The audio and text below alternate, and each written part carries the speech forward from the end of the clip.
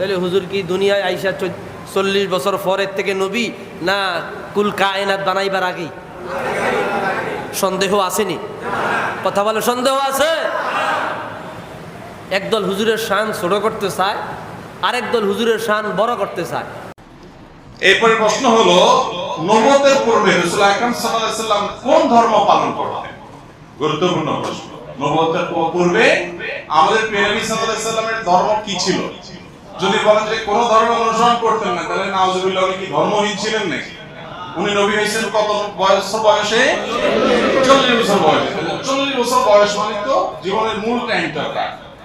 এই 40 বছর পর্যন্ত উনি নিজে তো নবী ছিলেন না, উনি নবী হয়েছেন তারপরে।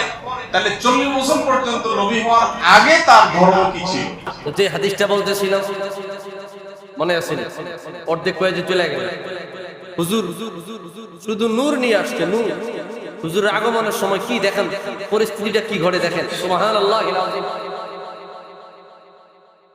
ভাইরা আমার, নবীজির জবান নিজের জবানে নিজে বললেন, ইন্নী লাখাতামুন নবিয়্যিন। নিজে বললেন, ইন্নী লাখাতামুন নবিয়্যিন ওয়া ইন্না আদামা লামুনজাদিলুন ফি তিনাত। আদম নবীর বডি যখন আমার আল্লাহ বানায় নাই, আদম নবীর বডি মোবারক, দেহ মোবারক যখন কাদা মাটি আর পানির মাঝামাঝি জায়গায় গড়াগড়ি খায়, তারও 14,000 বছর আগে আমার আল্লাহ আমি রাহমাতুল লিল আলামিনের বানায়া রুহানি ভাবে নবুয়তের সার্টিফিকেট দিয়ে দেয়।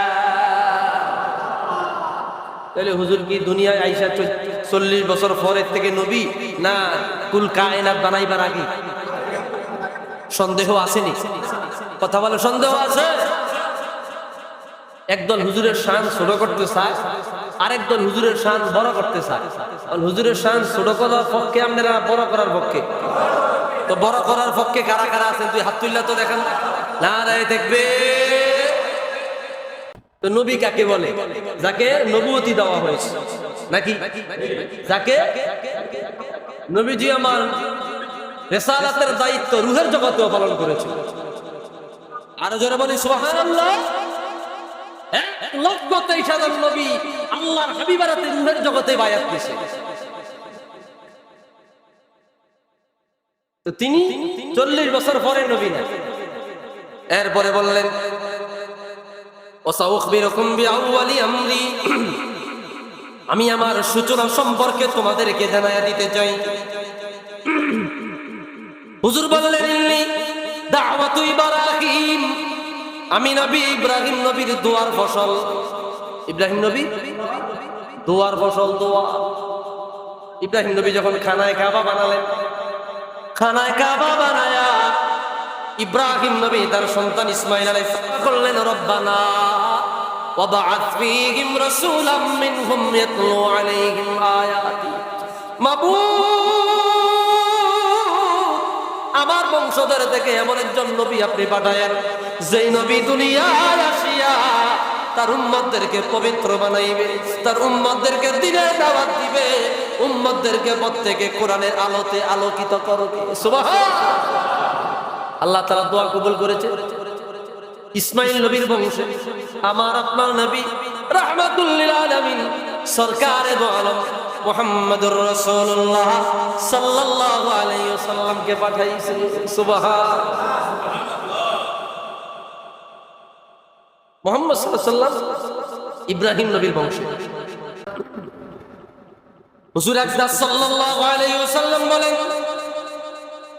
আমার আম্মা জান যখন আমাকে গর্ভে ধারণ করলেন, আম্মা আমেনা নিজে বলতে লাগলেন, একদিন আমি রাত্রেবেলায় শুইলাম, ফাজাআনি, আমার কাছে একজন লোক আগমন করলো, ফাতানি আতিম, আসিয়া বলল, হে আমেনা, আশআরতি আন্নাকি কদ হামালতি বিসাইয়্যিদিল উম্মাহ, তুমি কি জানোনি তুমি তোমার গর্ভে কাকে ধারণ করেছো?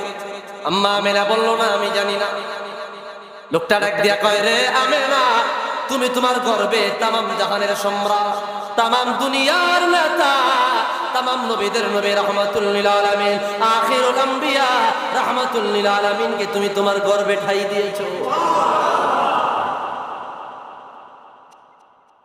এই কথা বলে চলে গেল।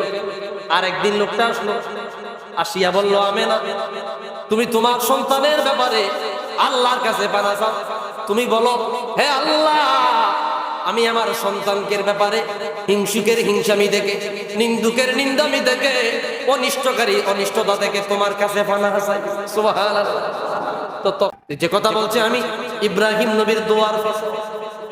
2 নম্বরে বলল অবিশারতু ঈসা, আমি ঈসা নবীর সুসংবাদের ফসল। সুবহানাল্লাহ। ঈসা নবীর সুসংবাদ কি? ঈসা নবী দুনিয়া আইসা বলল, আমার উম্মত, আমার পরে একজন নবী আসবে, যার নাম আসমানে আহমদ, জমিনে মুহাম্মদ। হুজুরের আগমন যদি হয়ে যায়, আমি যদি জীবিত থাকি, আমার নবুয়তি বাদ দিয়া আমার আকা মাওলা রাহমাতুল লিল আলামিনের নবুয়তির স্বীকৃতি দিবা।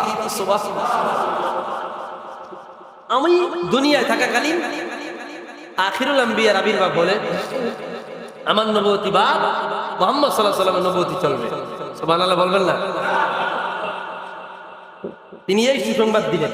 তো হুজুর বলতেছে আমি ঈসা নবীর সুসংবাদের ফসল। 3 নাম্বার একটা কথা বলেছে, আর আমার মায়ে যেদিন আমি জন্মগ্রহণ করেছি, মিলাদ শরীফ হয়েছে আমার, ওই দিন আমার আম্মা জান যে কারামত দেখেছে, ওই কারামতের ফসল। সুবহানাল্লাহ।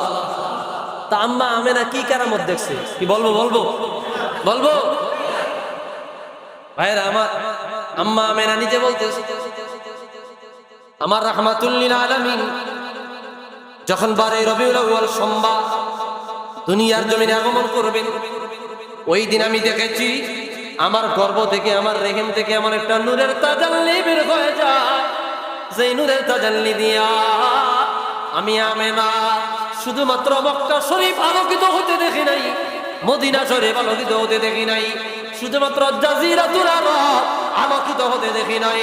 আমি আমার মক্কার ঘর থেকে হাজার মাইল দূরে পারস্য সম্রাট, রোম সম্রাট, পারস্যের অধিবাসীদের বিল্ডিং গুলা, রোম সাম্রাজ্যের অধিবাসীদের বিল্ডিং গুলা আমার রাহমাতুল লিল আলামিনের নূরের তাজাল্লি দিয়া মক্কা শরীফ থেকে স্পষ্ট দেখতে পেয়েছি। আওয়াজ দিয়া বলি সুবহানাল্লাহ।